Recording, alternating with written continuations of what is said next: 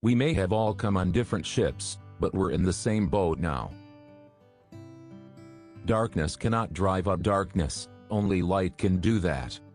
Hate cannot drive out hate, only love can do that.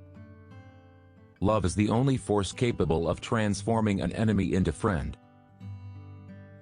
We must build dikes of courage to hold back a flood of fear. In some not too distant tomorrow, the radiant stars of love and brotherhood will shine over our great nation with all their scintillating beauty. You know, a lot of people don't love themselves. And they go through life with deep and haunting emotional conflicts. So the length of life means that you must love yourself. And you know what loving yourself also means? It means that you've got to accept yourself. Freedom is never voluntarily given by the oppressor, it must be demanded by the oppressed. The hottest place in hell is reserved for those who remain neutral in times of great moral conflict. We must learn to live together as brothers or perish together as fools. I have decided to stick with love. Hate is too great a burden to bear. The ultimate measure of a man is not where he stands in moments of comfort and convenience, but where he stands at times of challenge and controversy. There comes a time when one must take a position that is neither safe, nor politic, nor popular, but he must take it because conscience tells him it is right.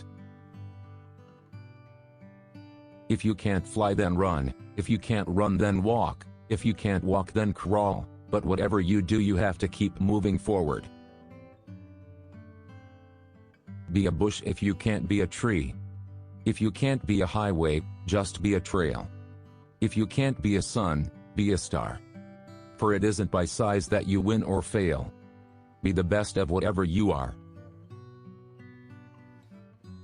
We've got some difficult days ahead. But it really doesn't matter with me now because I've been to the mountaintop. I've looked over and I've seen the promised land. I may not get there with you. But I want you to know tonight that we as a people will get to the promised land. For when people get caught up with that which is right, and they are willing to sacrifice for it, there is no stopping point short of victory. Shallow understanding from people of goodwill is more frustrating than absolute misunderstanding from people of ill will. We must develop and maintain the capacity to forgive. He who is devoid of the power to forgive is devoid of the power to love. There is some good in the worst of us and some evil in the best of us. When we discover this, we are less prone to hate our enemies. Non-violence is absolute commitment to the way of love. Love is not emotional bash, it is not empty sentimentalism. It is the active outpouring of one's whole being into the being of another. Rarely do we find men who willingly engage in hard, solid thinking. There is an almost universal quest for easy answers and half-baked solutions. Nothing pains some people more than having to think. Man must evolve for all human conflict a method which rejects revenge, aggression and retaliation. The foundation of such a method is love. Hate is just as injurious to the hater as it is to the hated. Like an unchecked cancer, hate corrodes the personality, and eats away its vital unity. Many of our inner conflicts are rooted in hate. This is why psychiatrists say, love or perish. Hate is too great a burden to bear. Power without love is reckless and abusive, and love without power is sentimental and anemic. Power at its best is love implementing the demands of justice, and justice at its best is power correcting everything that stands against love. If one loves an individual merely on account of his friendliness, he loves him for the sake of the benefits to be gained from the friendship, rather than for the friend's own sake. Consequently, the best way to assure oneself that love is disinterested is to have love for the enemy neighbor from whom you can expect no good in return, but only hostility and persecution. That's love, you see.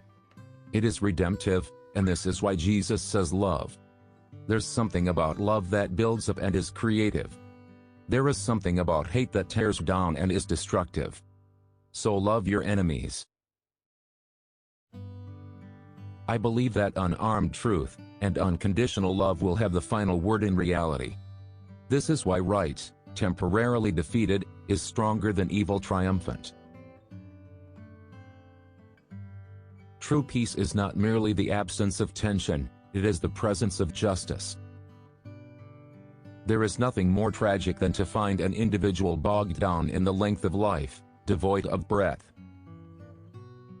Let us not seek to satisfy our thirst for freedom by drinking from the cup of bitterness and hatred. We shall match your capacity to inflict suffering by our capacity to endure suffering. We will meet your physical force with soul force. Do to us what you will, and we shall continue to love you. All we say to America is, be true to what you said on paper. If I lived in China or even Russia, or any totalitarian country, maybe I could understand the denial of certain basic First Amendment privileges, because they hadn't committed themselves to that over there. But somewhere I read of the freedom of assembly. Somewhere I read of the freedom of speech. Somewhere I read of the freedom of the press. Somewhere I read that the greatness of America is the right to protest for right. You can kill the dreamer, but you can't kill the dream.